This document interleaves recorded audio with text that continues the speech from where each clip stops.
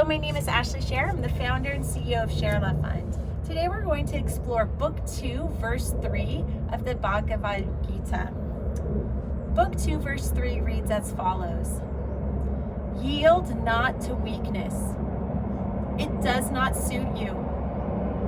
Shake off this petty faint-heartedness. Stand up. Scorcher of foes, wake up. So here Krishna is appealing to Arjuna's sense of pride.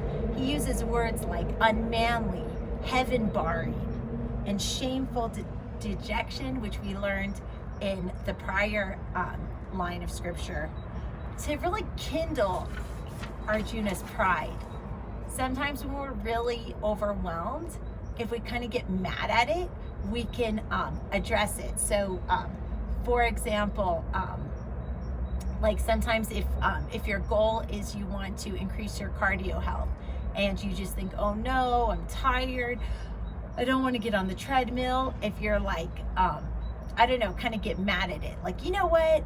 I'm going to look really better than my neighbor or something. Like, yeah, you know, trying to sort of, I don't know, put your game face on.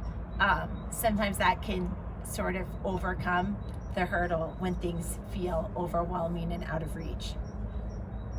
Don't we often act like the despondent Arjuna? Oh, I just don't know what to do. I can't do it. I can't. I have heard this kind of talk from many people facing new situations, death, divorce, not, you know, and even smaller situations. Moving can be completely overwhelming.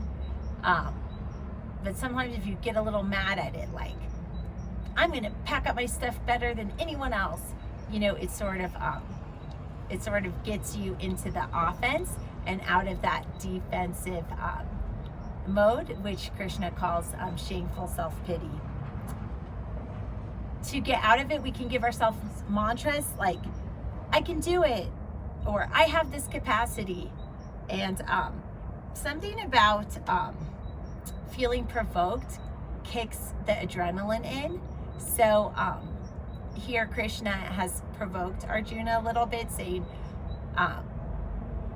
by attacking his sense of pride, and so that may give him an adrenaline burst. No, I can't, you might say, if you keep on repeating, I can't, what is it but weak-mindedness? Instead, just say, I can. And I love to think of the analogy of the little engine that could. We are a product of our own thoughts. I also love to tell students, fake it until you make it. If you're super upset and feeling in despair, obviously see a doctor if you need to. Nothing here shall be construed as medical advice. This is just general information for you to use your own critical thinking. But there's been studies to show that if you smile in the mirror, even if you feel unhappy, that it sends a message to your brain that you're happy and that you may start to feel happier. So by telling yourself, I can do it, I can do it, I can do it, it can become a self-fulfilling prophecy. Just say, I can, and you can.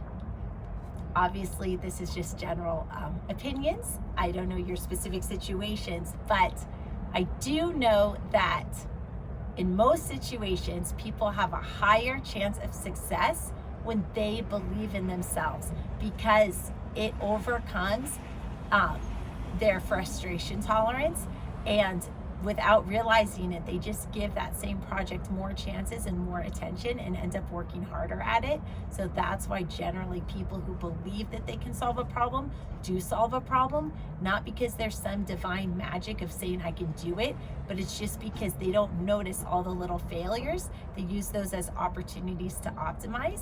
And I hope this helps you today to feel inspired that nothing is impossible. Namaste.